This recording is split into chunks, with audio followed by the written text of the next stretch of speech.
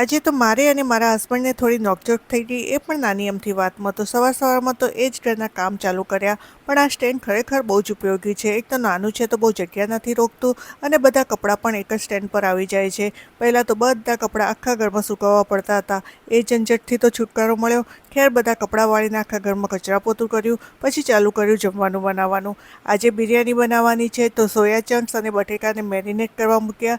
સાથે બનાવવાની છું ભીંડાનું શાક. તો શાક કાપવા બધો સામાન લઈને આગળના રૂમમાં આવીને શાંતિથી બેસીને શાક કાપ્યું.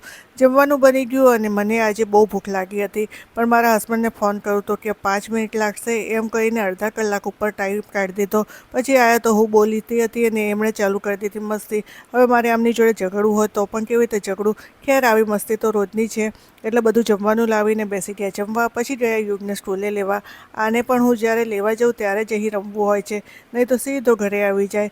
પછી ઘરે આવતા રસ્તામાં નારિયેળ પાણી પીધું અને ઘરે આવીને તો એ જ ડેઈલીના કામ કર્યા. તો ચલો હવે તમને મળીશું કાલે નવા બ્લોગમાં. બ્લોગ સારો લાગ્યો હોય તો લાઇક શેર અને કમેન્ટ જરૂર કરજો.